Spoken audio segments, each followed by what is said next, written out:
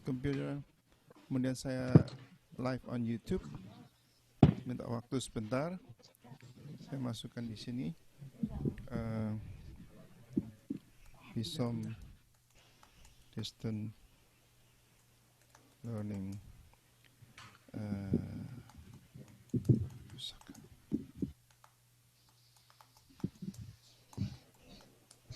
Sekarang tanggal 8 ya.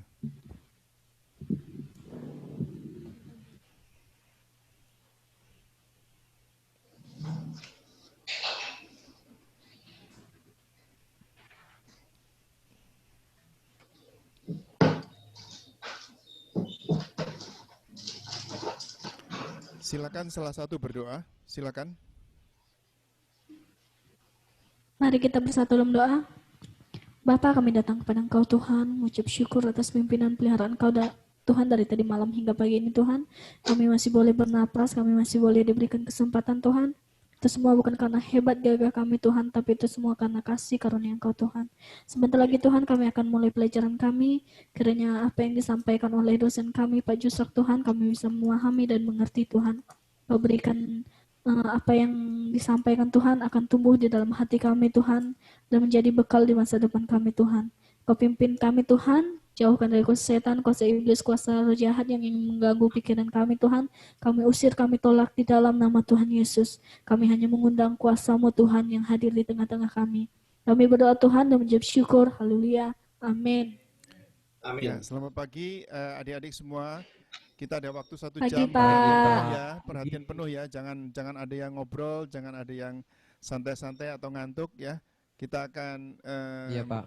Ini Iya, apa? Pak. Semua memerlukan usaha dan dana dan biaya yang besar sekali. Jadi tolong saudara perhatikan ya. Ini sangat berharga. Oke, silakan Pak Yusak. Terima kasih sudah dengan setia melayani adik-adik di sini. Amin. Selamat pagi semuanya. Saya lihat Pagi. Saya lihat yang hadir 12 orang. Saya coba absensi ya, sebab saya punya 17 nama ini. Andreas Andri. Ada Ya, Andreas. Pak. Oke. Rani nggak ada ya? Oh ada, oke. Salvika. Oke. Krismon Prianto. Oke. Tesi Marlina. Hadir, Pak. Agape ada, oke. Asterius Anton. Yoga. Sarah Yulianti. Lagi Nggak pulang, ada, Pak. Lagi Pulang di kampung, kampung. Pak. Oke, belum balik. Anain Putra. Nggak ada ya? Angkatan pertama, Pak. Oke. Angkatan pertama. Daniel. Udah pulang. Pulang kampung. Udah pulang, Pak. Supar. Udah pulang juga, Pak. Udah pulang kampung juga. Bella. Hadir, Pak. Oke. Joshua. Sari Bulan. Oke. Messi Kristiani. Vira Irianti. Oke. Selamat pagi semua. Pagi, Pak. Ya, kita akan lanjutkan. Saya akan sharing dulu PowerPoint saya. Oke.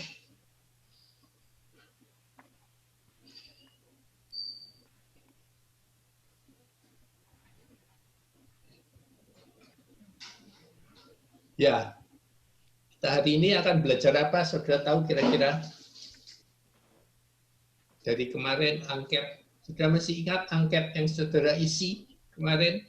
Ada pertanyaan? Sogelar rahasia. Apa saja syarat masuk surga ya? Handout-nya Ya, sudah ada di tangan Anda, handout. Ada, Pak. Sudah Oke. ada, Pak. Baik, kalau gitu kita lanjut saja. Jadi kita sudah belajar berapa poin tentang hermeneutika praktikal. Ini tidak ada di sekolah Alkitab segera. Ini ciptaan saya sendiri, metode baru yang saya ciptakan, yang kita belajar dari case study untuk menemukan bagaimana menafsirkan Alkitab dengan baik, praktis. Tidak usah belajar teori yang tinggi-tinggi, tapi saudara bisa menafsirkan. Jadi nomor satu, baca dengan teliti. Di kata teliti itu, saudara, Anda kalau baca Alkitab mulai sekarang, jangan hanya membaca, tapi meneliti. Artinya mengadakan penelitian, mengadakan kajian. Karena Anda adalah calon hamba Tuhan. Kalau jemaat cukup baca saja, ya. Tapi kalau Anda sebagai calon hamba Tuhan, apalagi nanti sudah jadi hamba Tuhan, Anda harus membacanya dengan seperti orang melakukan penelitian, research Alkitab. Ya, itu artinya baca dengan teliti. Kemudian cek bahasa asli. Saudara, kalau ini ada buku yang bagus sekali tentang bahasa bahasa aslinya Alkitab, ya, bahasa Gerikanya. Setiap kata yang ada di Alkitab kita bahasa Indonesia itu ada bahasa aslinya. Ini keluaran dari LAI, Lembaga Alkitab Indonesia, ya, interlinear, ya, Yunani Indonesia. Ini ada 2 buku. Kalau Anda bisa punya ini, akan memudahkan sekali Anda menafsirkan dari poin kedua, yaitu cek bahasa asli, ya. Ini Bisa beli di mana, Pak? Ya, Bisa beli di mana? ini ya. Jakarta bisa ya? Iya, Gunung Agung apa mestinya ada. Ada. Apa Okay. Gramedia atau apa begitu mestinya ada. Tapi ini waktu itu saya beli orangnya yang menerbitkan ini LAI datang ke Hitch, ke Harvest. Ya, jadi saya beli itu. Bagus sekali itu. Atas pelajari konteks budaya dan ayat ditulis, itu mau tidak mau kita harus research juga di Google, ya. Semua bisa dapat di Google. Yang keempat, jangan pakai budaya otak-atik asal cocok, ya. Itu budaya kita yang sangat digemari orang. Diotak-atik, terus cocok, dicocok-cocokkan secara maksa, itu bukan hermeneutika namanya. Tidak selalu ada kata tafsiran final. Nanti saya jelaskan lagi kenapa begitu. Karena memang meneliti Alkitab sulit. Karena menafsirkan memang sulit. Karena data dan informasi di Alkitab tidak 100% lengkap. Sangat terbatas. Kemudian sudah belajar untuk membedakan hukum Alkitab dan prinsip Alkitab. Kemudian kita belajar teologi dispensasi yang ke-7, ya, di mana hal-hal yang ditulis di Alkitab sudah digenapi Yesus sehingga kita tidak perlu melakukan lagi, atau kalau kita lakukan artinya lain. Pisahkan antara adat dan teologi. Yesus mengajarkan berkali-kali untuk memisahkan adat dengan teologi. Kebanyakan agama membawa adat dari negara yang agama tersebut discover, ya. Jadi misalkan agama Muslim itu seringkali membawa adat Arab bersama agamanya, itu dicampur adukan jadi kacau. Juga, tapi kita tidak boleh membawa adat Yahudi ke dalam pengajaran kekristenan kita. Itu 2 hal yang terpisah. Bung Karno, presiden pertama kita, sudah pernah bilang, kalau jadi Hindu jangan jadi orang India, ya. Kalau jadi orang Muslim jangan jadi orang Arab. Kalau jadi orang Kristen jangan jadi orang Yahudi. Kalau jadi orang Katolik jangan jadi orang Itali. Yang kita serap adalah agamanya saja, pengajarannya saja. Kemudian yang 9, terakhir kemarin kita belajar panjang lebar dari teologi keseimbangan, ya. Dari teologi kemakmuran kita bisa belajar bahwa itu contoh yang cukup ekstrem tentang teologi yang tidak seimbang, yaitu teologi kemakmuran tadi. Di setiap kali Anda berkhotbah harus ingat teologi keseimbangan. Menafsirkan segala sesuatu ayat harus ingat teologi keseimbangan. Ya, oke. Sekarang Anda ingat apa namanya? Oh, ini. Saya mau tanya. Mengapa sih kita itu belajar teologi ya? Mengapa? Saudara saya, banyak orang perlu belajar teologi. Karena teologi itulah pengetahuan tentang Tuhan.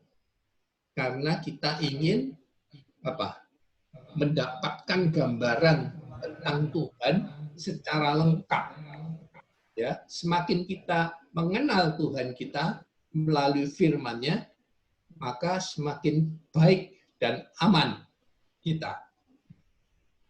Ya kan? Karena firman itu adalah Tuhan sendiri. Jadi kita belajar mengenal Tuhan dari firman-Nya. Karena Yohanes 1 ayat 1 mengatakan pada mulanya adalah firman, firman itu bersama-sama dengan Allah, dan firman itu adalah Allah. Masalahnya apa? Oke, sekarang ini data-data yang saya ambil versi King James, karena versi yang lain tidak lengkap datanya. Kalau versi King James, setiap bahasa lain ya tentunya hasilnya, tapi kurang lebih sama. Ini untuk beri gambaran. Holy Bible terdiri dari 66 Alkitab, itu semua versi sama. Terdiri dari 1189 pasal. Itu semua sama, Mas Yan. Tapi sampai ke 31.102 ayat, itu mulai sedikit berbeda antara satu versi bahasa dengan versi yang lain. Apalagi jumlah kata-katanya. Kalau versi King James, 807.361 kata di seluruh Alkitab itu. Banyak nggak, saudara? Banyak. Sangat tidak cukup banyak. Sangat tidak cukup banyak. Membutuhkan miliaran triliunan kata untuk kita dapat mendapatkan gambaran yang lengkap tentang Tuhan Yesus. Ini justru sangat terbatas, saudara. Sangat terbatas. Ini seperti puzzle. Saudara tahu puzzle seperti gambar ini, saudara. Yesus itu dipotong-potong dalam keping-keping puzzle. Nah, Alkitab itu adalah kepingan-kepingan puzzle yang tersebar, belum tersusun. Belum tersusun seperti gambar Yesus tadi. Kita hanya menemukan kepingan-kepingan puzzle di dalam Alkitab. Masalah pertama adalah apa, saudara? Diperlukan jutaan mungkin keping untuk mendapatkan gambar Yesus lengkap. Tapi hanya sedikit sekali ayatnya tadi berapa? 807.000, padahal dibutuhkan jutaan, miliaran, mungkin triliunan. Saya tidak tahu keping, karena Tuhan itu segalanya maha kan, maha besar, maha ini, maha itu. Jadi tidak ada yang bisa menggambarkan, saudara, sesungguhnya. Informasi tentang Yesus yang ada di Alkitab sangat kurang lengkap. Ya, sangat kurang lengkap. Itu sampai Yohanes saja mengakuinya, sampai dia menuliskan di dalam Yohanes 21 ayat 25 yang bunyinya, masih banyak hal-hal lain lagi yang diperbuat oleh Yesus, tetapi jikalau semuanya itu harus dituliskan satu persatu, maka agaknya dunia ini tidak dapat memuat semua kitab yang harus ditulis itu. Jadi itu memang keterbatasan kita dalam belajar teologi. Karena itu kesimpulan secara sederhana, belajar teologi itu sulit atau gampang? Sulit. Sulit sekali, saudara. Karena itu saudara harus belajar sungguh-sungguh. Seumur hidup saudara belajar seperti saya, katakanlah sampai tua, sekarang umur 73 tahun, sekolah semua sampai doktor pun masih sangat terbatas pengetahuan saya tentang Yesus, tentang Alkitab. Karena itu saudara, sekali lagi saudara mesti serius sungguh-sungguh. Jangan sampai menjadi hamba Tuhan yang khotbahnya hanya copy paste, hanya copy paste kata orang ya. Sampai pendeta sekali berbengi pun mengakui saya ini selamanya khotbah copy paste saja. Apa yang saya dengar dari remaja, dari senior-senior saya, Oral Roberts, Catherine Kuhlman, guru-guru rohani dia copy saja lalu dia khotbahkan kembali. Sampai suatu hari umur 65 dia menyadari bahwa ada yang salah dengan yang dia khotbahkan setelah dia baca Alkitab. Jadi tragis sekali saudara jadian. I was wrong. Si untung dia mengakuinya I was wrong. Khususnya tentang teologi kemakmuran dia bilang ternyata yang saya khotbahkan selama ini tidak sesuai dengan Alkitab dalam banyak hal. Nah, hari ini menyambung dari angket yang saudara sudah isi semuanya, saya senang dengan jawabannya, tetapi hampir semuanya salah. Hampir semuanya salah. Ya, tidak apa-apa, karena itulah saudara belajar sekarang. Supaya jangan melakukan kesalahan-kesalahan lagi. Ya, yang benar cuma Pak David. Jawaban Pak David. Jawabannya yang mana? Nanti akan saudara temui sendiri. Ya, di dalam pelajaran kita yang akan mengcover topik sola gratia. Ya. Jadi sola gratia itu sebuah doktrin. Jadi sekali lagi saudara, saya mengajarkan surah hermeneutika melalui studi-studi kasus dan sebagian adalah doktrin. Dari doktrin kita belajar hermeneutika. Atau sepanjang kita belajar hermeneutika, saudara juga dapat pelajaran doktrin dari saya. Ya. Nah, hari ini kita bicara tentang keselamatan. Ada istilah yang saudara harus yang umum sekali, yang universal dipakai untuk keselamatan adalah sola gratia, doktrin sola gratia. Terjemahnya adalah kalau bahasa Indonesia semata karena anugerah. Sola itu semata-mata, kalau bahasa Inggris itu soul, solely. Ya. Gracia itu bahasa Inggrisnya grace. Jadi semata-mata karena grace, karena anugerah. Apa yang semata-mata karena anugerah? Keselamatan yang kita terima semata-mata karena anugerah. Kalau boleh tambahkan koma, bukan karena perbuatan baik kita. Jadi sudah bisa tahu jawabannya ya. Kita diselamatkan sama sekali bukan karena perbuatan baik kita. Saudara mau doa 1000 kali sehari, saudara mau baca Alkitab 1000 kali dari Kejadian sampai Wahyu, saudara mau beri persembahan berapa juta, berapa triliun, saudara mau menginjil berapa banyak pun, saudara mau menolong berapapun, itu tidak ada hubungannya dengan keselamatan. Syarat keselamatan maksudnya. Oke? Jadi ayat pertama yang meneguhkan hal itu. Efesus 2 ayat 8-9 bunyinya, sebab oleh anugerah kamu diselamatkan melalui iman, dan ini bukan dari dirimu sendiri, tetapi karunia Allah, bukan hasil usahamu, supaya tidak ada seorang pun yang menyombongkan diri. Ya, jadi sekali lagi keselamatan kita terima semata-mata karena anugerah. Kita bisa beriman, kita bisa percaya bahwa Yesus adalah Tuhan dan Juru Selamat, itu anugerah, saudara. Itu anugerah. Itu karunia Allah. Hanya Roh Kudus yang bisa memberikan itu.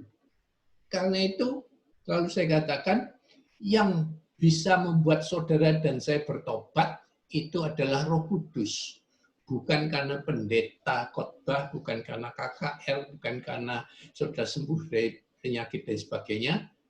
Banyak orang mengalami hal itu, tapi tidak semua bertobat dan terima Yesus. Jadi kalau tidak Roh Kudus bekerja, memberikan karunia iman, yaitu kita bisa percaya bahwa Yesus adalah Tuhan dan Juru Selamat. Dan dia bisa mengampuni dosa. Itu tidak gampang percaya hal itu, saudara. Saya mengalaminya secara pribadi karena saya orang yang sangat rasional. Sangat rasional. Saya tidak pernah menerima segala sesuatu yang tidak rasional. Karena itu saya sulit sekali percaya Yesus adalah Tuhan dan Juru Selamat. Saya sudah aktif di gereja sejak dari remaja. Saya ketua komisi pemuda. Saya aktif, saudara. Saya sudah dibaptis, sudah baptis CD. Tapi saya tidak percaya bahwa Yesus itu masih hidup, ada di mana-mana, real, nyata. Yesus was dead, saudara. Sudah selesai. Ya, tidak mungkin. Mana buktinya Yesus tidak ada begitu. Tapi saya bisa percaya pada akhirnya. Karena Roh Kudus yang bekerja, saudara. Ya. Saya bertobat bukan melalui KKR atau pendeta atau apa, sebab sudah atau berapa ratus KKR saya ikuti, berapa ratus pendeta ngotbahin saya tentang keselamatan terima Yesus.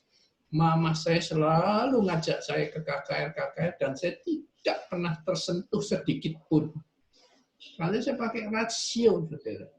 Saya ateis. I was ateis. Saya tidak percaya Tuhan itu ada. Itu hanya cerita sejarah Alkitab itu. Sampai suatu hari saya dalam perjalanan bisnis, saya ada di kota Manila di Filipina. Saya sedang berada di hotel sendirian. Lalu saya menyalakan televisi di hotel. Langsung pada saat itu ada siaran penginjilan dari Amerika yang ditayangkan di Filipina. Itu tahun 80-an, saudara. Indonesia baru TVRI masih jelek sekali. Satu-satunya saluran di Filipina sudah luar negeri, sudah berapa saluran channel TV. Filipina pada waktu itu jauh lebih maju dari Indonesia, saudara. Nah, ada langsung siaran televisi, dan orang di televisi tersebut yang saya tidak kenal langsung bilang, kamu sedang khawatir. Dan itu seperti misil rudal yang dang masuk langsung kena ke hati saya yang terdalam. Karena memang saya sedang khawatir.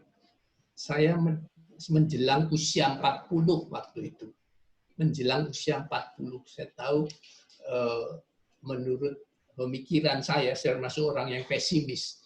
40 adalah puncak kehidupan seseorang. Setelah itu tinggal down the hill, tinggal turun, saudara. Sudah 40. Jadi saya khawatir sekali tentang masa depan saya saat itu. Masa pensiun saya, masa tua saya sangat khawatir pada waktu itu. Walaupun ketika itu dalam bidang karir, bisnis saya sedang di puncak karir, saudara. Tapi justru karena saya sadar saya ada di puncak karir, saya tinggal menuruni, saudara, tinggal turun. Kalau sudah di puncak kan tinggal turun, saudara. Tidak bisa naik lagi. Yang saya paling khawatirkan, saya tidak sedang mencari Tuhan sama sekali, wong sedang dalam perjalanan bisnis. Tapi pikiran saya dipenuhi dengan kekhawatiran masa depan saya. Dan orang tersebut bilang, kamu sedang khawatir. Loh, itu langsung seperti menemplak luar biasa, saudara. Tapi lantas dia lanjutkan dengan sederhana juga. Saya senangnya itu. Bisa terima Yesus karena itu. Tapi saudara tidak usah khawatir, dia bilang. Saya akan berdoa bersama saudara. Ikuti doa saya. Dan dia terus bilang, dimanapun saudara saat ini penginjilan televisi ya saudara ya, di mana saudara berada saat ini, dimanapun Anda berada, silakan berlutut, lalu ikuti doa saya. Saya tidak model orang-orang yang suka begitu, saudara. Saya paling kalau KKR diundang, siapa yang mau terima Yesus maju ke depan, gitu segala macam. Wah, itu saya paling aduh, malu-maluin. Hanya orang goblok yang mau dibohongin suruh maju ke depan terima keselamatan. Gitu.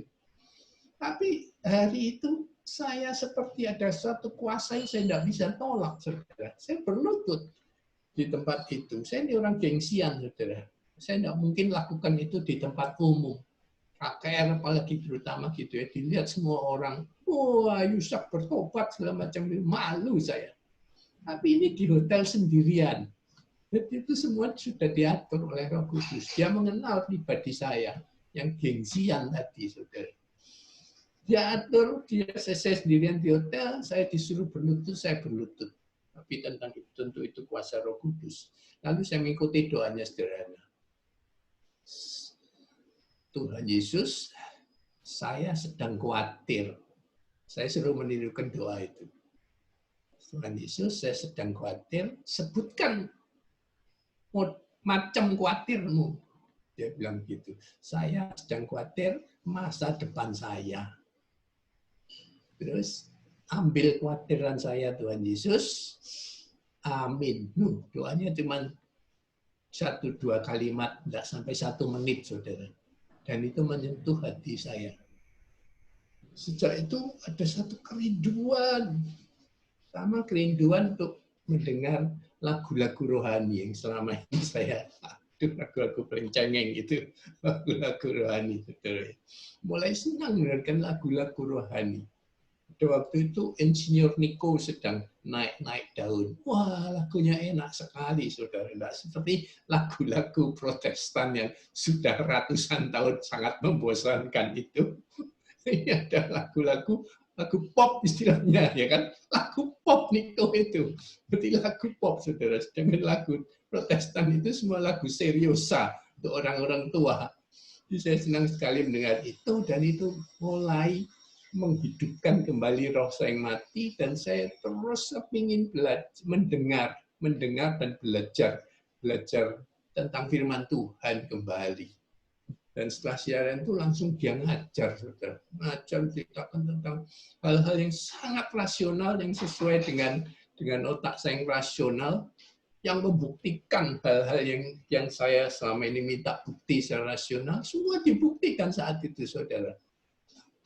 Dan itulah awal dari pertobatan saya, menerima kasih karunia Tuhan untuk bisa percaya kepada Tuhan Yesus Kristus. Amin. Itu kesaksian pribadi. Sekarang saya lanjutkan. Ayat berikutnya, Yohanes 3, ayat 15-18, kata, supaya setiap orang yang percaya kepadanya beroleh hidup yang kekal. Karena begitu besar kasih Allah akan dunia ini, sehingga ia telah mengaruniakan, kata yang saya garis bawahi, mengaruniakan anaknya yang tunggal, supaya setiap orang yang percaya kepadanya tidak binasa, melainkan beroleh hidup yang kekal. Saudara sampai di sini, jadi saudara sudah tahu jawabannya angket ya. Jawabannya angket yang nomor berapa? 13. Ya?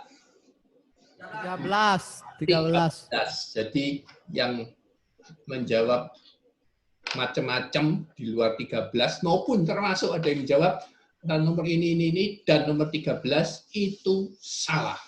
Sebab satu-satunya yang membuat kita memperoleh keselamatan adalah percaya Yesus sebagai Tuhan dan Juru Selamat pribadi kita. Yang lain sama sekali tidak ada gunanya dalam konteks keselamatan ya. Hati-hati. Saya dapat permen nggak, Pak? Permen saya kirim online. Virtual ya? Ada permen di sini online. Houston jauh banget, kirim JNE berapa? Oke, yang dapat permen cuma Pak David. Jadi sekali lagi, kalau saudara ingin selamat, lalu sudah percaya Yesus, tapi kemudian nambah-nambahin lagi, saya banyak berdoa, saya banyak puasa, saya banyak beri persembahan, itu ibarat gini loh saudara. Saudara itu kecemplung dalam jurang yang sangat dalam, sangat dalam. Saudara dengan cara apapun tidak mungkin bisa menyelamatkan diri saudara sendiri untuk naik ke atas. Lalu ada orang dari atas mengulurkan tali, ya, tali besar yang kuat sekali, diturunkan ke bawah untuk saudara tinggal ikatkan di pinggang, lalu orang tersebut akan menaikkan saudara selamat. Tapi tapi orang tersebut kemudian mengeluarkan dari kantongnya benang, saudara. Benang tahu ya, tipis kecil sekali benang, lalu dia Iya, Pak. ikatkan di ujung tali yang diulurkan ke bawah tadi, ditambahin 1 meter benang. Ada gunanya enggak benang tadi itu? Ditambahkan. Nggak ada. Tidak ada gunanya, saudara. Sama sekali tidak ada gunanya. Itulah orang yang berpikir bahwa saya perlu menambahkan benang-benang supaya saya selamat. Yaitu tambah banyak berdoa, banyak baca firman, dan sebagainya. Itu semua tidak ada gunanya. Cukup satu saja yang bisa menyelamatkan Anda. Percaya Tuhan Yesus Kristus. Amin. Amin. Amin. Ada yang berpikir juga, atau agama lain pada umumnya konsep keselamatannya adalah seperti timbangan, saudara. Mereka pakai konsep timbangan, yaitu Tuhan itu menimbang perbuatan baik saudara di satu sisi timbangan dibanding dengan dosa saudara, perbuatan jahat saudara. Ditimbang sama Tuhan. Mana yang lebih banyak? Kalau yang lebih banyak itu perbuatan baikmu, oke, masuk surga. Itu sistem timbangan. Di ajaran kekristenan, kita tidak mengenal sistem timbangan. Perbuatan baikmu seberapa banyaknya tidak dilihat sama sekali. Yang dilihat cuma satu, percaya Yesus. Titik. Ya. Saya kasih ilustrasi begini. Ini ilustrasi The Evangelist Explosion yang diajarkan. Ada seorang ibu mau membuat roti, mau masak roti buat, ya. Roti pada dasarnya terdiri dari tepung dan telur. Ya. Yang lain-lain tidak perlu kita ceritakan dulu. Cukup saja tepung dan telur. Tepung sudah dimasukkan, sudah dicampur air, sudah diaduk, kemudian ibu tersebut memasukkan telurnya yang butuh 10 telur. Satu adonan itu. Dia masukkan satu persatu. Telur pertama masukkan, bagus. Telur kedua bagus. Telur ketiga bagus. Sampai telur ke-9 bagus. Nah, dipecahkan dan masukkan ke baskom tadi. Telur ke-10 dipecah, dimasukkan, ternyata busuk, saudara. Telur ke-10 busuk. Nah, apa yang terjadi selanjutnya, saudara? Apakah bisa diteruskan proses membuat roti kue tadi itu dengan 9 telur yang bagus dan 1 telur yang busuk? Pantas nggak? Nggak bisa. Bisa sih kalau di oven, langsung di oven, mungkin ditambahin ovennya sedikit supaya lebih lama. Kira-kira setelah matang keluar dari oven, saudara mau makan nggak telur kue itu, roti itu? Enggak, Pak. Nggak mau. Nah, seperti itulah syarat masuk surga. Surga itu tempat yang maha kudus. Kalau orang yang masuk dengan 1000 juta perbuatan baik, hanya 1 kali seumur hidup dia berbuat dosa, dia bisa masuk surga enggak? Nggak bisa. Nggak bisa. Nggak bisa, karena syaratnya masuk surga itu orang harus kudus 100%. Karena surga adalah tempat maha kudus. Nggak peduli berapa perbuatan baik yang kau sudah lakukan untuk menebus dosamu, itu sama sekali tidak dipertimbangkan. Yang dilihat cuma satu, apakah engkau berdosa atau tidak. Nah, kita bisa masuk surga karena semua dosa kita ketika percaya Yesus diampuni. Diampuni. Diampuni. Jadi kita, saudara dan saya itu kudus. Setelah percaya Yesus, menerima Yesus, kita kudus, dikuduskan, dibenarkan, dilayakkan untuk masuk surga. Itu konsepnya kekristenan yang berbeda dengan semua agama yang lain. Agama yang lain dilihat perbuatan baiknya dibandingkan dengan perbuatan jahatnya. Kalau masih lumayan banyak perbuatan baiknya, oke lah, bolehlah masuk surga. Itu. Kita tidak sama sekali.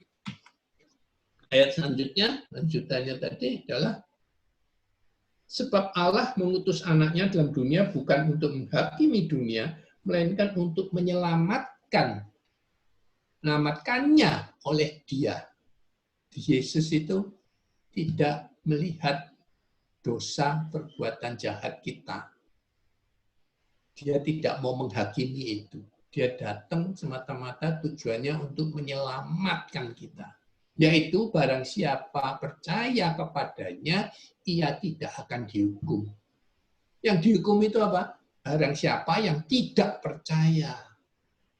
Jadi syaratnya cuma percaya. Ia telah berada di bawah hukuman sebab ia tidak percaya dalam nama Anak Tunggal Allah. Di syaratnya selamat cuma percaya kepadanya. Amin, saudara. Amin. Saya akan berikan banyak ayat ke saudara untuk sola gracia ini. Sebab ini penting sekali. Yohanes 14 ayat 6 berkata, kata Yesus padanya, akulah jalan dan kebenaran dan hidup. Tidak ada seorang pun yang datang kepada Bapa kalau tidak melalui aku. Jadi syaratnya kembali lagi-lagi harus melalui Yesus, harus percaya Yesus. Karena Yesus mengatakan akulah jalan dan kebenaran dan hidup. Kita harus percaya itu. Kalau tidak, maka kita tidak bisa masuk surga. Ayat ini yang paling sering dikontroversikan oleh saudara-saudara kita yang agama lain, yang mengkritik kita bahwa kita ini adalah agama yang paling sombong.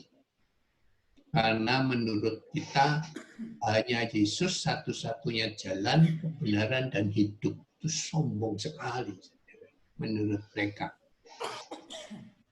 Sebab mereka itu semua agama mengajarkan keselamatan itu tidak bisa dipastikan.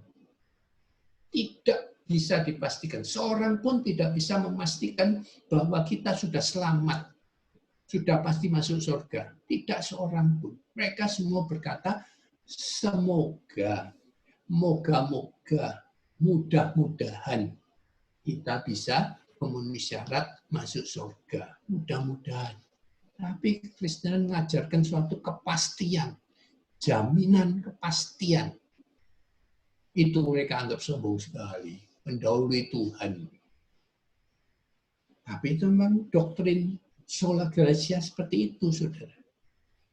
Saudara nggak boleh tergoyahkan dalam hal ini.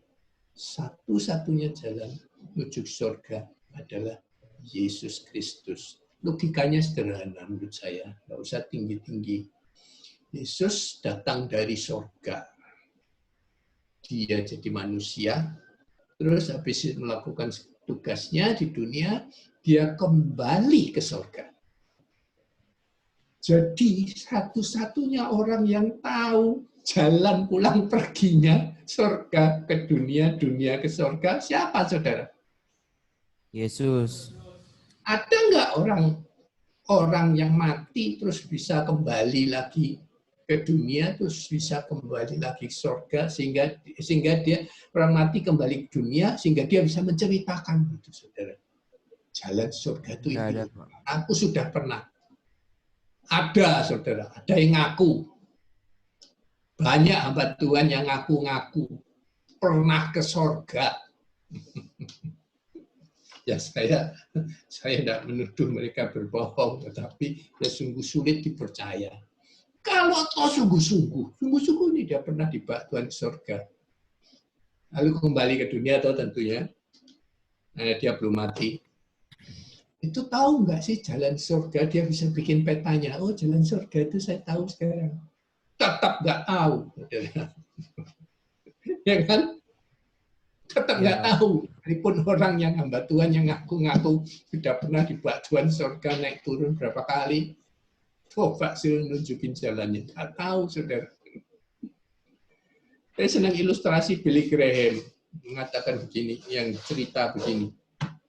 Seorang hamba Tuhan penginjil suatu kali dari kota besar, ya, dari luar negeri, dia datang mau menginjili suatu daerah terpencil, kota kecil, yang hanya ada satu gerejanya. Dia turun dari bis, lalu dia sampai di kota kecil tersebut, lalu dia mau cari gereja yang di mana dia diundang untuk mengadakan KKR, lalu karena dia tidak tahu tempat gereja tersebut, dia tanya pada seorang pemuda di tempat itu, dia bilang, "Nak, bisa nggak engkau menunjukkan jalan ke gereja?" Ya, tidak usah sebut namanya, sudah tahu karena itu satu-satunya gereja. "Oh, bisa Pak, saya tahu di mana gereja itu. Mari ikut sama saya." Lalu diantar sampai ke gereja tersebut. Sampai di sana Pak Pendeta bilang, "Terima kasih anak, ya kamu sudah menunjukkan jalan ke gereja ini. Ngomong-ngomong Nak, nanti sore saya ngadakan KKR.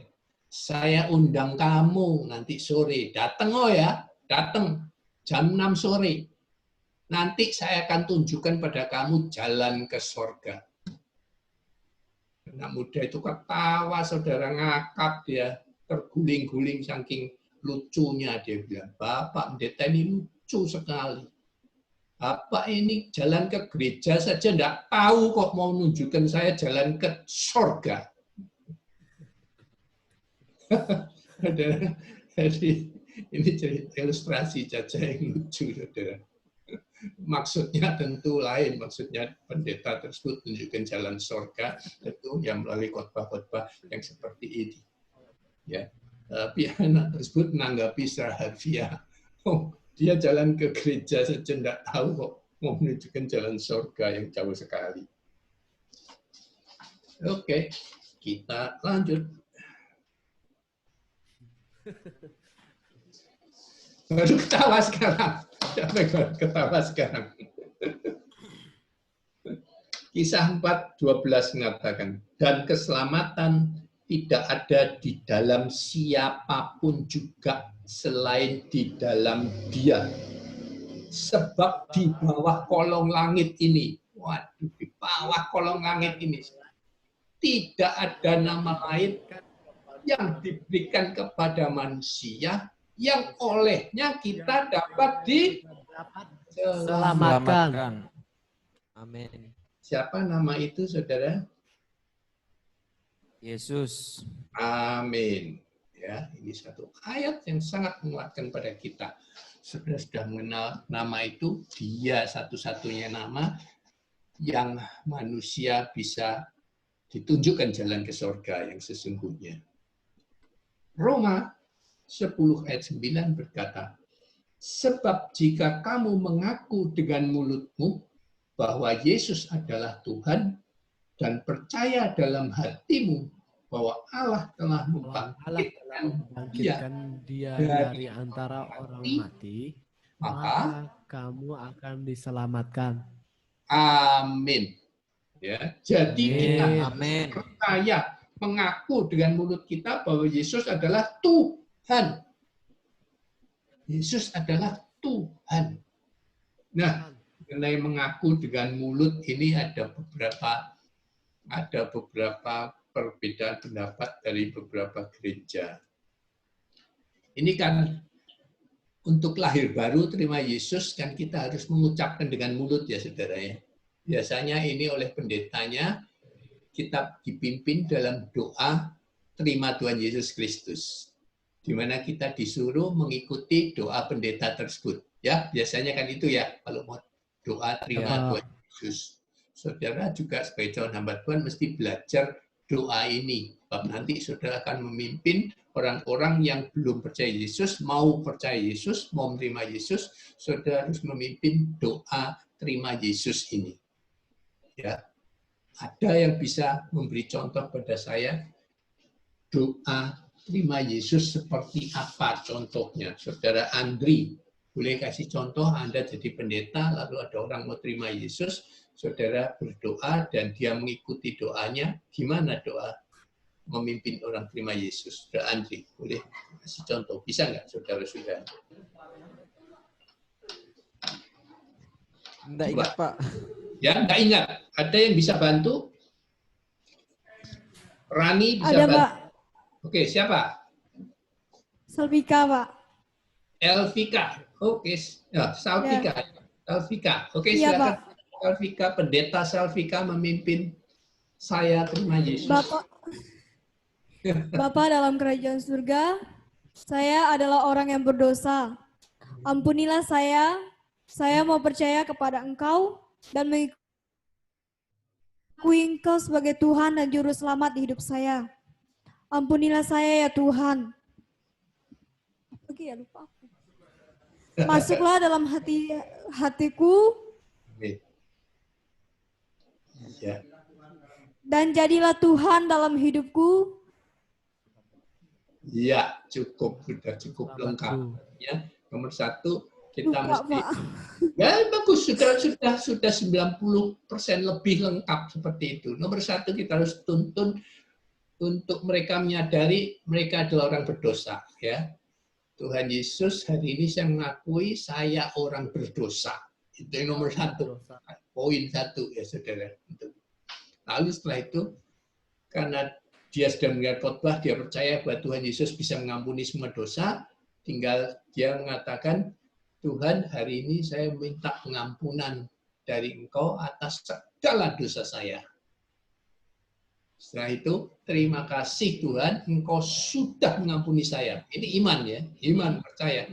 Setelah minta, langsung saat itu juga Tuhan mengampuni kan semua dosa kita. Jadi setelah itu, terima kasih Tuhan, Engkau sudah mengampuni dosaku. Mengampuni dosaku. Ya, setelah itu baru kita bilang, mulai hari ini aku percaya Engkau adalah Tuhan dan Juru Selamatku pribadi, dan aku mengundang Engkau masuk sebagai Tuhanku mulai hari ini dan untuk selama-lamanya. Amin. Dan cukup. Amin. Ya. Amin. Jadi,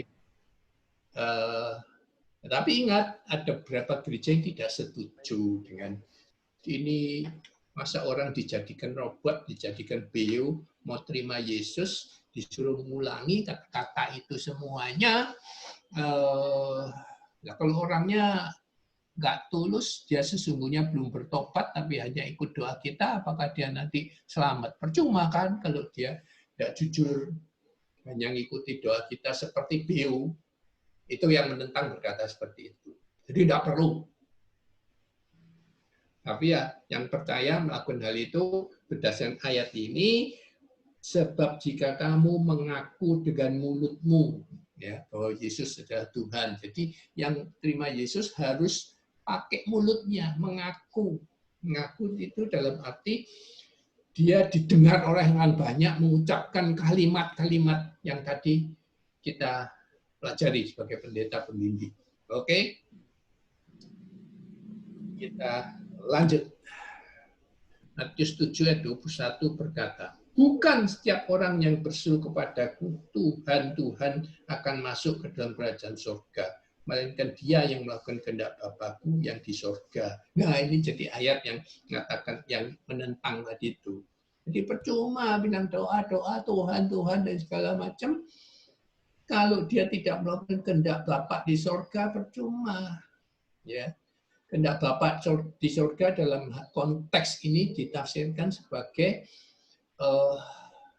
mengikuti bisikan Roh Kudus yang berbicara pada kita pada saat itu untuk percaya dan terima Yesus.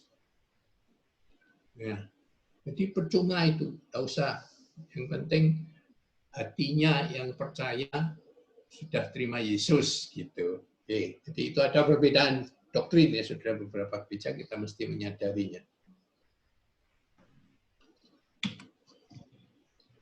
Matius 7 ayat 22 berkata, pada hari terakhir banyak orang akan berseru kepadaku, Tuhan, Tuhan, lanjutannya saudara, bukankah kami bernubuat demi namamu dan mengusir setan demi namamu dan mengadakan banyak mujizat demi namamu juga. Jadi ini konteksnya banyak hamba Tuhan, sudah jadi hamba Tuhan, sudah melayani Tuhan, sudah ber-KKR, sudah ngusir-ngusirin setan, sudah mengadakan banyak mujizat, tapi belum tentu selamat, saudara, orang seperti ini. Kalau dia pertobatannya pada Roma 10:9 tadi tidak sungguh-sungguh. Makanya sekali lagi gereja yang tidak setuju dengan doa terima Yesus tadi, mengatakan, ya ini percuma, sudah jadi pendeta pun belum ada jaminan kok, apalagi cuman disuruh menirukan menjadi beo doa pendeta.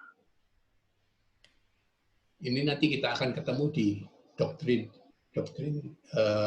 Calvinis dan doktrin Arminian yang berbeda pendapat tentang keselamatan. Kita akan bahas itu nanti, itu topik yang sangat sulit dan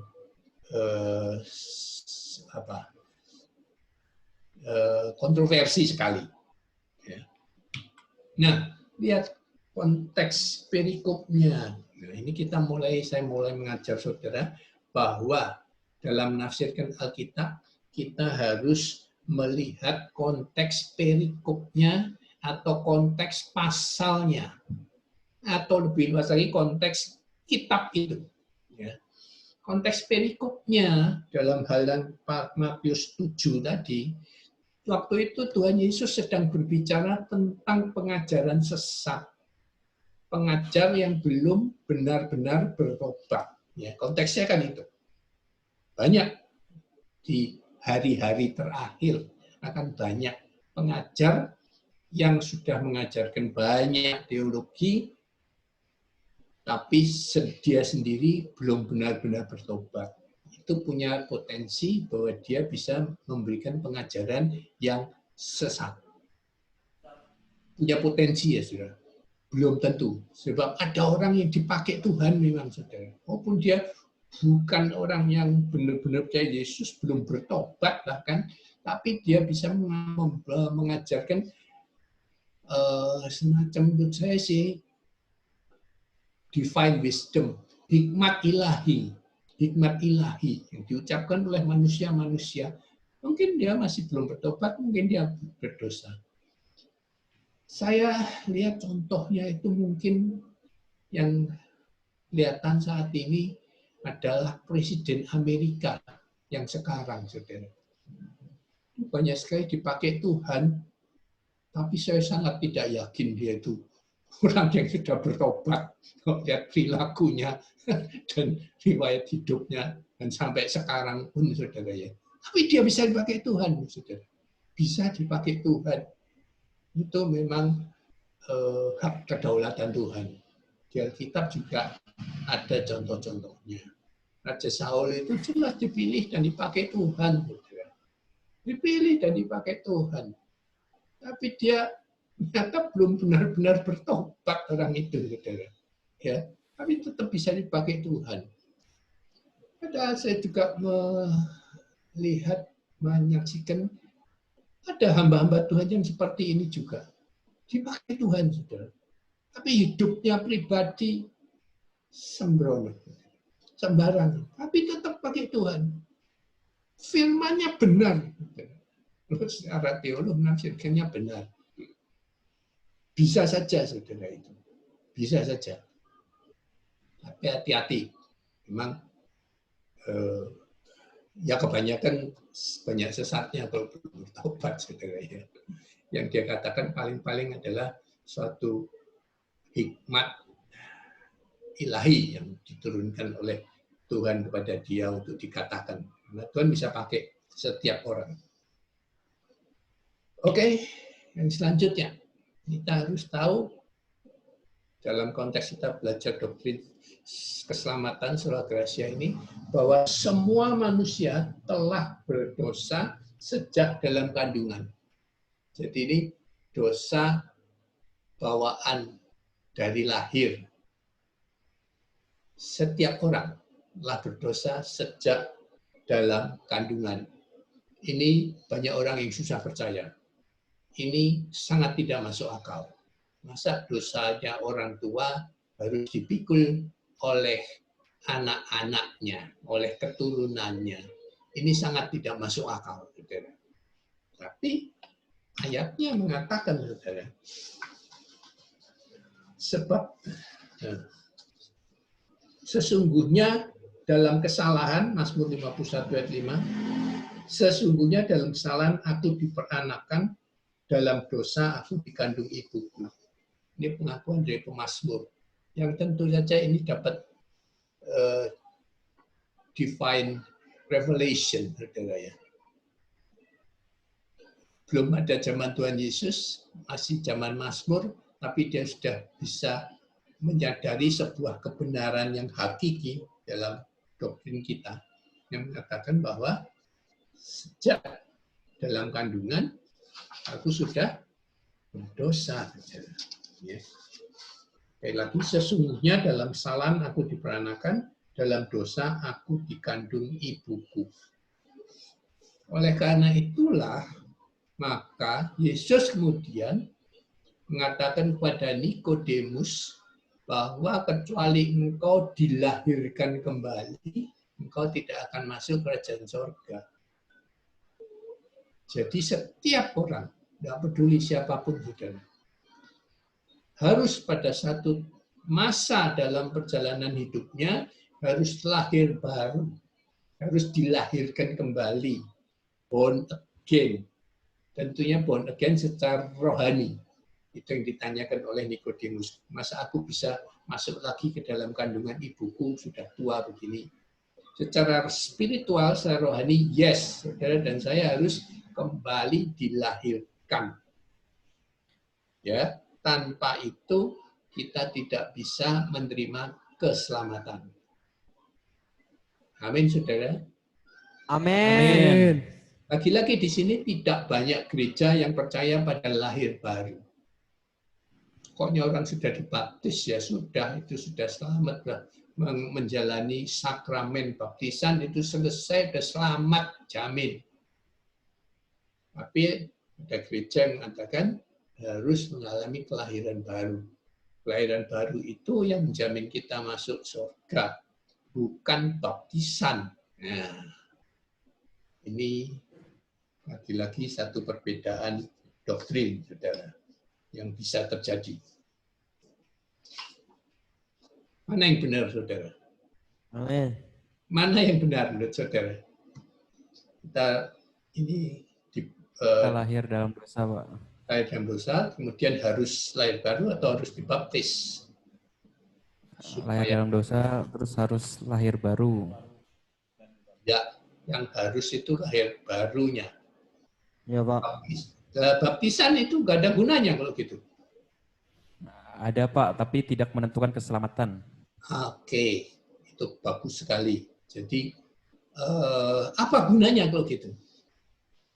Sebagai deklarasi kalau kita telah percaya kepada Tuhan Yesus. Amin. Bagus, amin sekali. Jadi baptis itu memeteraikan, mengesahkan di depan umum bahwa orang ini sudah ngaku percaya Yesus, baru dibaptis. Ya, jadi cuman pengesahan tok gitu ya, dimeteraikan, disahkan. Tanpa ini pun ya di surga namanya sudah tercatat, ya kan? Sebab kalau mau bicara ekstrimnya, kita nanti kalau masuk surga tidak ditanya sertifikat baptismu mana. Ditanya enggak? Enggak. Tidak. Sertifikat baptismu tidak laku di surga istilahnya. Sertifikat baptis Hanya Pak ditanya. ya, sebentar hanya laku di bumi ini sertifikat baptis. Oke, ada pertanyaan? Ya, Pak, boleh tanya, Pak? Ya, silakan. Saya mau tanya Pak, kan nih semua manusia telah berdosa sejak dalam kandungan Pak kan. Jadi kalau bayi yang baru lahir langsung meninggal, masuknya kemana? Bagus, pertanyaan yang sangat bagus. Saya senang sekali. Saudara harus kritis ya, setiap kali apapun juga harus kritis. Itu sangat baik untuk belajar. Proses belajar harus kritis. Untuk meneliti harus kritis. Ini pertanyaan yang kritis dan susah dijawab. Jawabannya ada di belakang nanti. Ya Pak. Sebab itu kasus yang bagus. Selain itu ada orang yang belum pernah diinjilin, masuk kemana? Belum pernah dengar Injil seumur hidupnya, sampai mati dia tidak pernah dengar Injil. Bisa kan? Ya Pak. Satu pertanyaan nanti. Oke, kita lanjutkan dulu, sabar. Jawabannya ada tapi di belakang.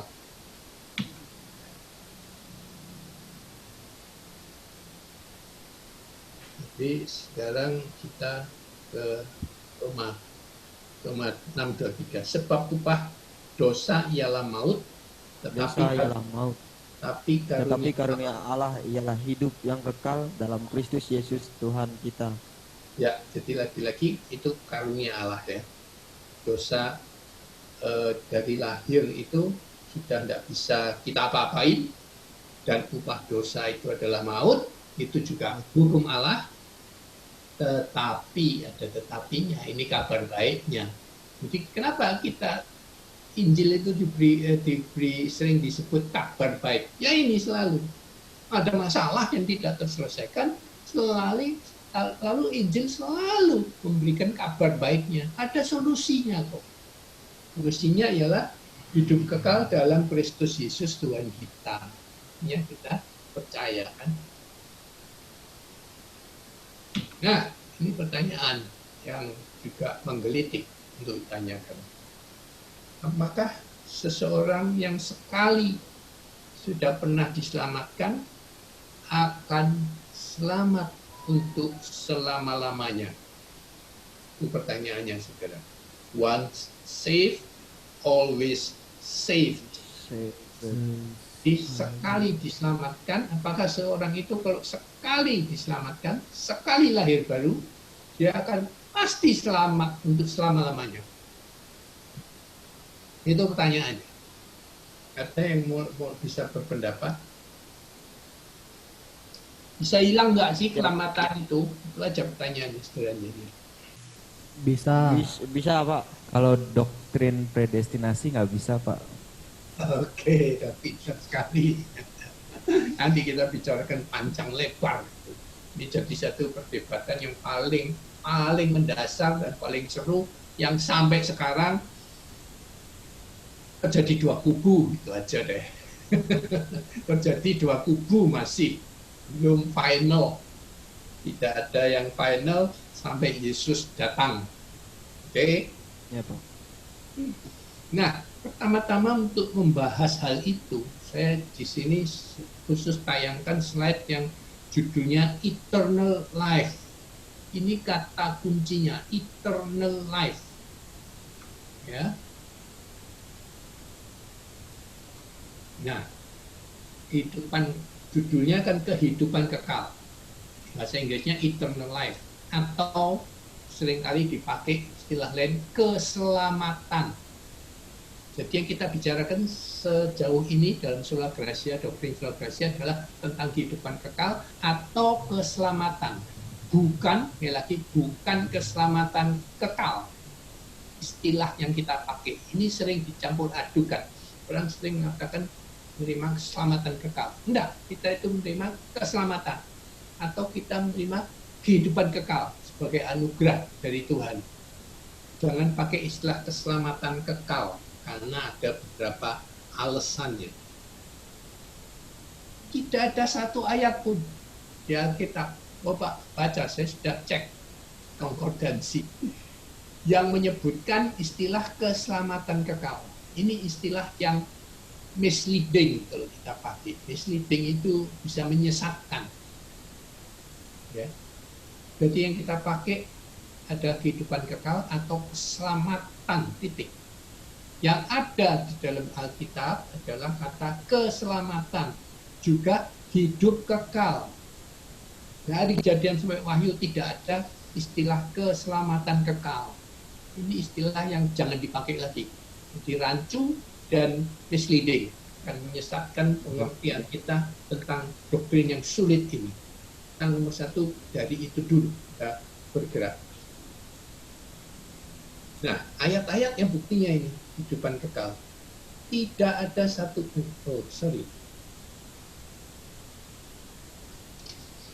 ayat sudah, ya, Roma ayat 6:22 ya, kata, namun sekarang sesudah dibebaskan dari dosa dan telah diperhamba oleh Allah, kamu memperoleh buah atas kesucian dan akhirnya adalah hidup yang kekal. Jadi, saya mau katakan lagi, istilah yang dipakai di Alkitab adalah hidup yang kekal atau selamat atau keselamatan, bukan keselamatan kekal. Sebab nanti akan itu tadi, satu sekali selamat, keselamatan itu kekal sifatnya. Bukan yang dipakai, yang digandengkan dengan kekekalan adalah kehidupan kekal. Di surga itu kehidupan kekal yang kita terima. Oke, jadi ini bukti-bukti bahwa ayat yang bicara tentang keselamatan itu ujung-ujungnya adalah hidup kekal atau kehidupan kekal. Pak, ya. mau tanya yang ada di Markus 16 ayat 18, Pak. Ya. Dan Markus 16 ayat 8. Ya. Dibaca. Lalu mereka keluar dan lari meninggalkan kubur itu sebab gentar dan dahsyat menimpa mereka. Mereka tidak mengatakan apa-apa kepada siapapun juga karena takut. Dengan singkat mereka sampaikan semua pesan itu kepada Petrus dan teman-temannya. Sesudah itu Yesus sendiri dengan perantaraan murid-muridnya memberitakan dari timur ke barat berita yang kudus dan tak terbinasakan tentang keselamatan yang kekal itu. Oke. Jadi yang kekal itu. Jadi yang kekal itu adalah nantinya di sorga, bukan selama kita di bumi ini. Ya, yang kekal itu adalah hidup kita yang nanti, bukan keselamatan. Kalau keselamatan kekal kan jadi kita seakan-akan selamat terus di bumi ini, tidak mati-mati gitu. Ya, di sorga nanti itu bicaranya. Ujung-ujungnya di sorga, bukan di bumi. Selama di bumi kita tidak bicarakan keselamatan kekal. Ya, kalau kita sudah sampai di sorga, kita sudah selamat, ya itu kekal sifatnya. Itu maksud saya. Jangan dirancukan. Istilahnya ini saya hindarkan supaya Anda fokus pada istilah hidup kekal saja yang kita pakai. Sebab upah dosa adalah maut, tetapi karunia Allah adalah hidup yang kekal. Ya, sekali lagi, hidup yang kekal jadi istilah yang baku untuk bicara sola gracia ini. Aku memberikan hidup kekal, Yohanes 10 ya, kepada mereka. Jadi Tuhan berikan dan kita terima itu adalah hidup kekal. Nanti itu, nanti, bukan sekarang hidup kekal. Kalau hidup kekalnya berarti sekarang, untuk sekarang berarti kita nggak mati-mati. Oke, waktu saya sudah habis, lupa saya Pak David, sorry. Waktu saya sudah habis, jadi kita lanjutkan nanti pada minggu yang akan datang. Pertanyaan saya serahkan Pak David. Ya. Terima kasih Pak Yusak. Kalau ada 1-2 pertanyaan boleh. Kalau enggak kita berdoa. Ada pertanyaan? Tidak ada, Pak. Enggak ada. Oke, kita berdoa. Salah satu dari siswa di sana mau berdoa. Mari kita bersatu dalam doa. Bapa kami yang dalam kerajaan surga,